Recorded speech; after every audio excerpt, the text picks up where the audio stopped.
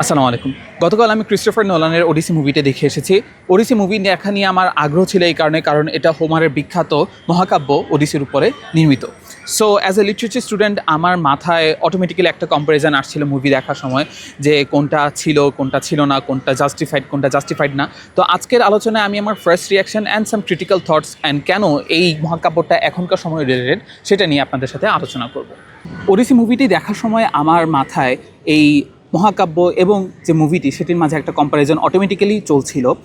আমার কাছে মনে হয়েছে যখন আপনারা পুরো মুভিটা দেখবেন তখন আপনারা somehow back in your mind আপনারা আন্দাজ করতে পারবেন যে এটা নোলান বলছে, নোলান ন্যারেট করছে। হ্যাঁ, এই জিনিসটা আপনাদের মাথায় রাখা ভালো যে নোলান হচ্ছে নিজস্ব কিছু ক্রিয়েটিভিটি এখানে ইনপুট করেছে, যার কারণে যে অরিজিনাল ন্যারেটিভ আর্ক রয়েছে সেখান থেকে বেশ কিছু জিনিস আপনারা পরিবর্তন দেখতে পারবেন।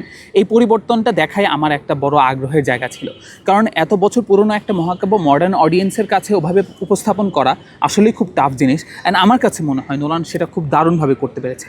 কিছু কিছু অভিযোগ রয়েছে, যেমন পলিফেমাস অর্থাৎ যে সাইক্লপসটা ছিল তার যে কাহিনীটা সেখানে কিছু ট্রিম করা হয়েছে, যেটা আমার কাছে মনে হয়েছে যে এটা না করলেও হয়তো পারতো। আর কিছু কিছু জিনিস হচ্ছে যে এই প্রায় 3 ঘন্টার মুভিতে যেন এটা মানে মার্চ করা যায় আর কি, সেজন্য কিছু কিছু ইনসিডেন্ট বাদ দিয়ে দিয়েছে, যেমন লোটাস ইটার্সের যে দ্বীপে গিয়েছিল সেই পার্টটা বাদ দিয়ে দিয়েছে। সো ওই পার্টে আমি অ্যাজ এ লিটারেচার স্টুডেন্ট আমি একটু ডিসঅ্যাপয়েন্ট হয়েছি, বিকজ লোটাস ইটার্স একটা কবিতাও ছিল লর্ড আলফ্রেড টেনিসনের। সো আমার কাছে এটা খুবই ইন্টারেস্টিং লেগেছিল। সো ওভারঅল আমার কাছে মনে হয়েছে যে ক্রিয়েটিভ ডিসিশনগুলো নোলান নিয়েছে এটা আমার কাছে ভালোই লেগেছে, বিকজ আপনারা যখন একটা মুভি বানাবেন, একটা ফিল্ম অ্যাডাপ্টেশন, তখন কিন্তু আপনি সব কিছু একসাথে দেখাতে পারবেন না, বিকজ এখানে অনেক লং জার্নি রয়েছে, লঙ্গিংস, এই জিনিসগুলো কিন্তু এখানে মহাকাব্যতে ছিল। এছাড়াও আরেকটা গুরুত্বপূর্ণ বিষয় হচ্ছে যে নোলান তার যে ন্যারেটিভে পুরো উপস্থাপনাতে গডেসের যে পার্টটা অর্থাৎ গ্রিক দেবদেবীদের যে মিথটা সেটা বারবার ইউজ করেছে, কিন্তু সেভাবে গ্রিক দেবদেবীদেরকে দেখায়নি।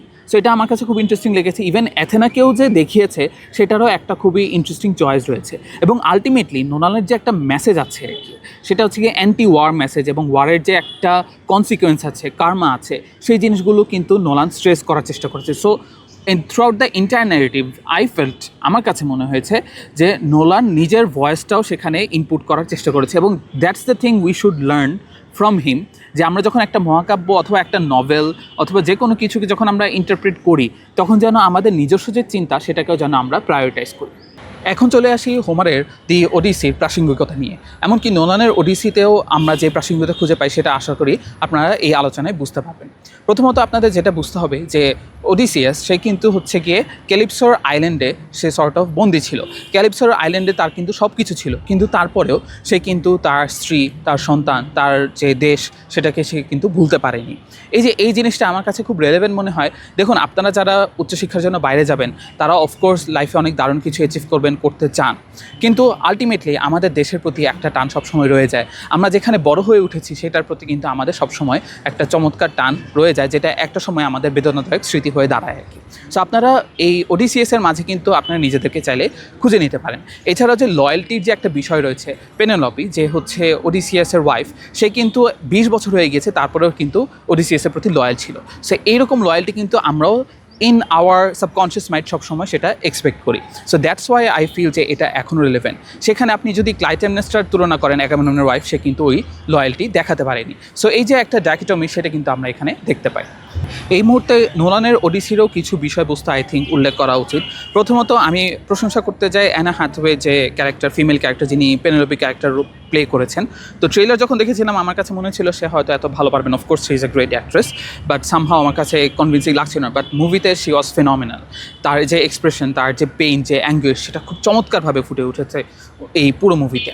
দেন ওডিসিয়াস ক্যারেক্টার হিসেবে যে ম্যাট ডেমন রয়েছেন তার অভিনয় চমৎকার, আপনিও দেখতে পারবেন। হ্যাঁ, কিছু ইনঅ্যাকুরেসি, এই জিনিসগুলো আপনাদের একটু হয়তো বিরক্ত লাগতেও পারে, সেটা আপনাদের হিসাব।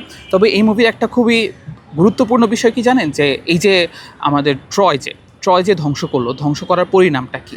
এখানে গডেস এই জিনিসগুলো কিন্তু মুখ্য বিষয় না। মুখ্য বিষয় হচ্ছে যে আপনার কর্মের পরিণতি, যে গৌরবের জন্য যে ধূর্ততার সাথে আপনি একটা বিজয় অর্জন করেছেন, কিন্তু সেই অর্জনটা কি আপনার জন্য আদৌ ভালো হবে কিনা সেটাই কিন্তু এই পুরো মুভি জুড়ে আমরা দেখতে পাই।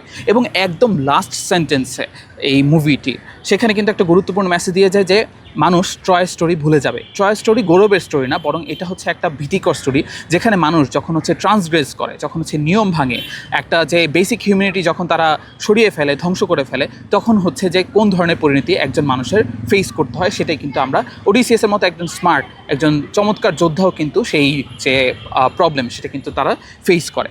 তো এই মেসেজটা আমি মনে করি যে এখানে খুব চমৎকারভাবে রয়েছে। Tom Holland, yes, he was convincing mostly, but শুরুর দিকে আমার কাছে মনে হচ্ছে সে খুব বেশি ক্যাজুয়াল ছিল।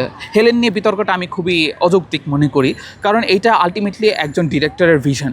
এখন হোমার তার নিজের যে পুরো বইয়ে আর কি কখনো এই হেলেনকে একদম যে হোয়াইট ফিগার এই ধরনের কোনো ডেসক্রিপশন দেয়নি। এই ডেসক্রিপশনটা সৌন্দর্যের যে সবচেয়ে সৌন্দর্যের একটা কথা এখানে বলা হয়েছে, সেটা ইন্ডিভিজুয়ালি ডিফার করে। আমার চোখে হয়তো একজন সুন্দর, আবার আপনার চোখে আরেকজন হতে পারে। সো এই তুচ্ছ জিনিস নিয়ে আসলে আমি মনে করি না যে খুব বেশি ঘাটাঘাটি করা উচিত।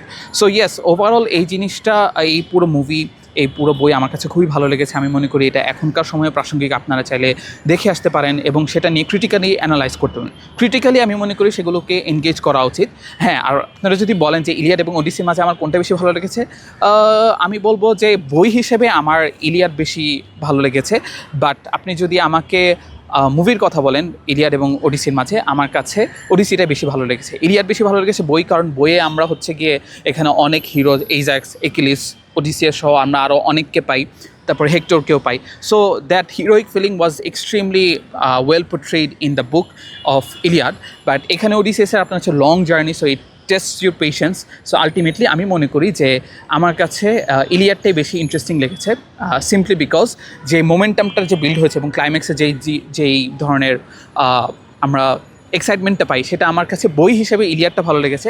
বাট আপনারা যদি ওডিসির মুভির ক্লাইম্যাক্স পর্যন্ত যান, আপনারা ওডিসির ক্লাইম্যাক্সটা আরও বেশি পছন্দ করবেন, because Nolan was actually on fire when he was writing he was capturing the climax.